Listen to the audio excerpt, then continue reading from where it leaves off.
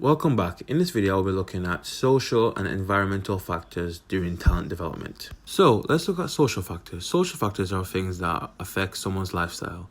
These could involve money, religion, buying habits, education level, family size and structure. This is from Colin, Michael and Kay 2014. To start, we need to consider how families impact athletes' development. Families and friends have an impact on what sports young players choose. For example, if a family predominantly play football, basketball, golf, etc., it's likely that young children will get influenced by their family to play the same sport. This is because they will be in the same environment, seeing their siblings, parents, or friends play a certain sport, which can encourage them to take part in the same sport. But parents need to ensure young players actually share interest in their chosen sport, otherwise they can drop out at a later age because of the lack of love for the sport. This is from Dawson Lowe 2020. Now let's look into parents' role. Parents are here to support their children when taking part in sports, but sometimes parents forget their roles within their child's sporting lives and can become coaches because they want to see their child succeed. They need to understand that they need to be there for their child emotionally. This means motivating them when needed, giving them pep talks to boost their confidence. This means leaving the coaching to the coaches because they tend to know what they are doing, and outside influence could make it even harder for their child to develop. This is from Jowett and Kramer 2010. I looked at Brackenright 2006 about parents' optimal zone for positive engagement. This is because parents don't know how much they should get involved within their children's playing career. This concept helps parents understand how they can be supportive without being overbearing, helping parents support their children through talent development. Another thing that will affect participants' choice of sport is income. Youth athletes who have wealthier families can take part in sports that demand more financial backing, such as golf, rowing, fencing, etc. This is because they can afford equipment to take part where their less wealthy counterparts can't do so. We also need to consider the level of coaching wealthier children can afford. Top-end coaching staff to help them on their development journey, so that they can learn technical skills they need to excel, where others might not have access to the same level of facilities or equipment, so that they can take part in their chosen sport.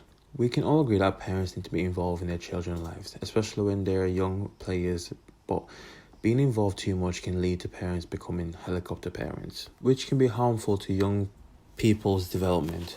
This is because if parents control and explain every situation to their children, they can become codependent. A research was conducted on the effect of helicopter parenting, which showed that children who had over-involved parents, helicopter parents, were only motivated extrinsically. This means when parents weren't around, they wouldn't be motivated. This means that if parents are over-involved in players' lives, they will become externally motivated and won't work hard when parents aren't around, which can affect commitment levels at an old age. This is from Schifrin and Liz 2017. Now let's look at how environmental factors impact youth development. Did you know only 7% of the UK's population attended private schools? From GovUK 2019. BBC Sports conducted a research on how many of the professional cricket players who currently play for England went to private schools, and the result was 43%. It shows from the small 7% margin of the population attending private schools in the UK, quite a large amount of professional cricket players came from private schools. This could be because private schools have better facilities and staff at their disposal from parents paying tuition fees. This could help fund more expensive activities that public schools cannot afford, from BBC Sports 2019. Again, having wealthy parents help with expert coaches to help younger players grow quicker. This means there are more opportunities for richer children. An example of this could be a retired athlete who has connections within the sporting industry, which can help his child get seen much easier than someone who doesn't have the financial backing or knows enough people within the sporting industry. After looking into that, I suggest that national governing bodies promote more equity more than equality, giving everyone what they need to excel instead of giving everyone the same help. This is because poorer children don't have access to top-end facilities and coaches, so they don't have the same opportunities to be seen. Promoting more equity, which is giving everyone what they need to be successful instead of giving everyone the same thing. This is from Lawson et al. 2013. An example of this could be if a player needed a facility train and another needed coaches, you wouldn't give both players the same thing because their needs are different. This can help bridge the gap between richer kids and poorer kids, because when you look into equality, it's based on the assumption that everyone started at the same point. But obviously, the richer kids start higher up the level. This is from Penny, 2012.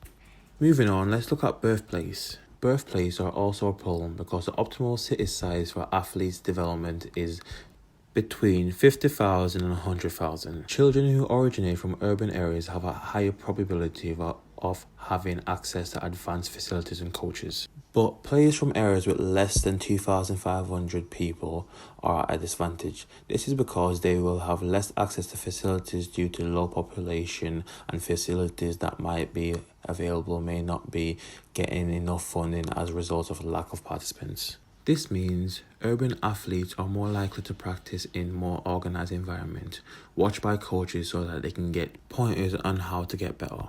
Your chance of making it to the elite level is even lower if you are born in a city with 1 million or more people. This is because there are more people competing to get selected, so the possibility of getting chosen is low. This is from Coetel 2006.